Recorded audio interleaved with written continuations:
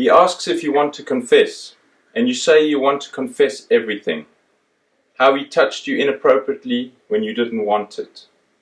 How can God be real if men still fight and damage each other? What divine image are we? What does it say of the one we mirror?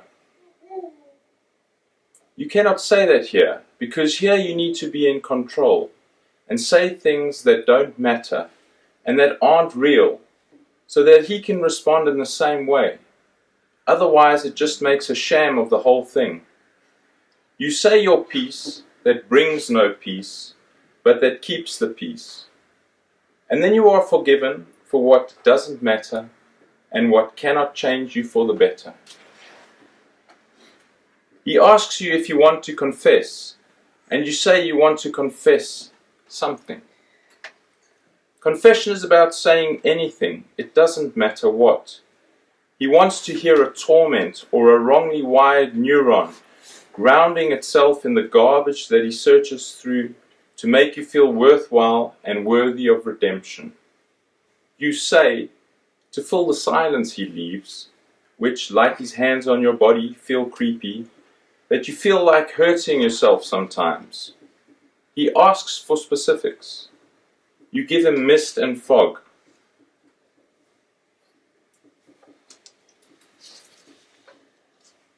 You hope he might interpret this vague feeling you have as something owing to his own behavior, but guilt is always delegated to his flock.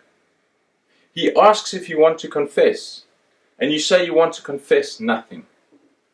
You want to keep your lips shut and not say a thing, because you still have to walk out of the confessional with yourself and carry the burden of who you were when you went in.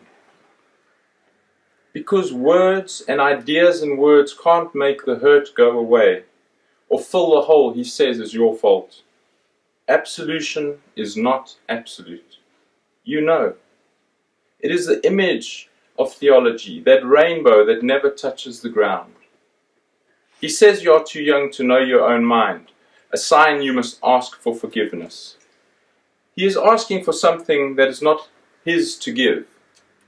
Politely, as you are a well-behaved person, you say thank you, but stand empty-handed with your empty prayers and promises, and you don't really feel sorry for being yourself. Because what if God wanted that from you, to be yourself, and you failed in that one momentous yet simple task? It would be unforgivable. He asks you to confess to being a sinner, but you cannot confess to a lie. You cannot confess the truth to someone who does not possess it. No, that is wrong. It came out of your head that way. But what you meant to say was that you cannot confess the truth to those who might have a vested interest in it. He will twist your truth until it is his lie, and then all you are left with is the false truth. A much better sleeping partner than the wholesome, clean-cut, brutal truth. But the former